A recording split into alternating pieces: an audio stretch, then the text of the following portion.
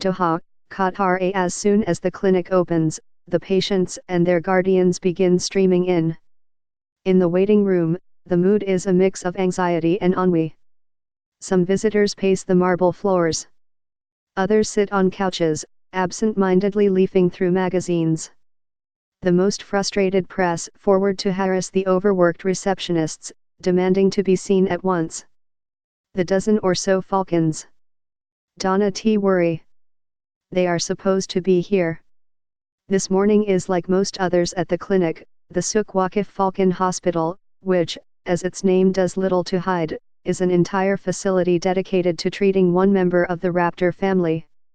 Tucked in one corner of the main square in Doha's Old City, the historic center where thousands of soccer fans have gathered for FIFA's Club World Cup, it is a medical facility like few others. Inside its walls, across the tiny bird tracks marking the entry, through the shiny glass doors holding back the air conditioning, beyond the waiting room with the couches and the chrome perches and the man who collects bird excrement off the floor in case it needs testing, no expense has been spared to treat falcons in a country that reveres them like no other member of the animal kingdom. In Qatar, as in several other countries in the Gulf, the falcon fulfills a variety of roles, from family pet to status symbol to racing competitor. But falcons also provide an important and valued link to the region's ancient Bedouin culture. Today, the most sought-after birds can change hands for a few $1,000s. The best, though, are worth a few million to the men, and it is always men who handle the falcons, who plow fortunes into a centuries-old pastime in the world's richest country. But sometimes those birds are injured or fall ill. And that is how those responsible for them wind up at the Suk Waqif Falcon Hospital, waiting their turn. 3 medics huddled around the patient. Bright LED lamps above their heads bathed the operating table in light. A full-body X-ray glowed on a screen in one corner of the room, while a device monitoring vital signs supplied a soundtrack of steady beeps. The patient's immediate problem, an acute case of tilting head, was quickly identified. The issue now was working out the cause. Injury. Influenza. Something worse? The falcon could not have been in a better place to find out. Prasoon Ibrahim, 38, has worked at the hospital for 8 years, but he continues to be surprised whenever he stops to think of the resources at his disposal. Sitting in a busy waiting room, which could pass for any busy emergency room in the world were it not for all the people sitting quietly with a bird of prey attached to their gloved hand, Ibrahim lists in rapid-fire staccato all the treatment options and special equipment offered by the hospital: blood and kidney tests, feather replacements, endoscopies. Speaking faster and faster, he eventually stops to draw a breath and say, we have everything. A South Indian like the majority of the hospital's staff members, Ibrahim, who has a doctorate in molecular biology, worked in a regular hospital before taking up his current post. And like most of his colleagues, he said, he had never worked anywhere with the breadth of state-of-the-art technology he now has at his disposal. In my lab, I saw a gene sequencer for the first time, he said, his eyes widening.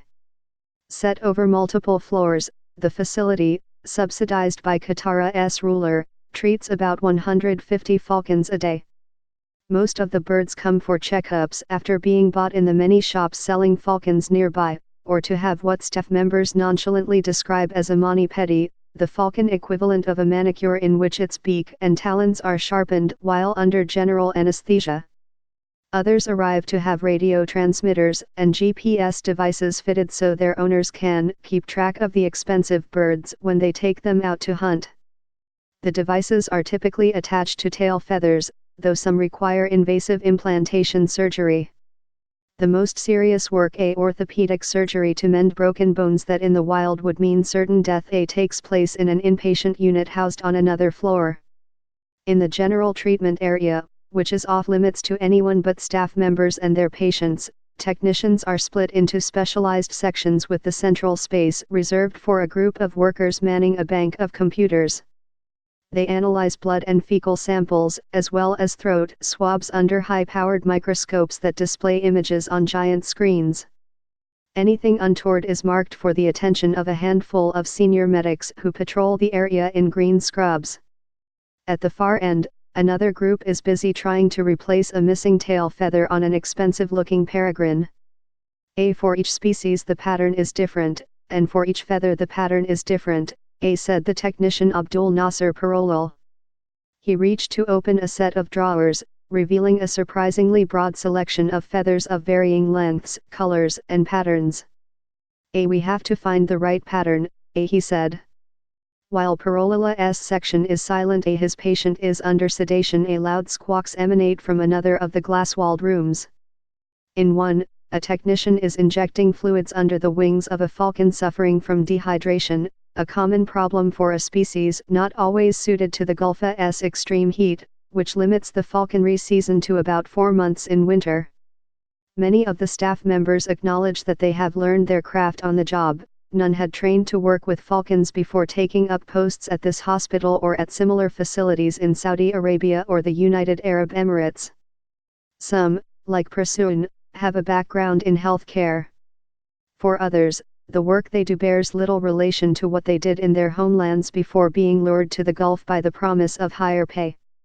As bits of dust fly off the Gerfalcon's beak, he is trimming with a tool that resembles an electric sander. Jahangir Mohammed explained that he was a martial arts instructor in his home state of Kerala in India.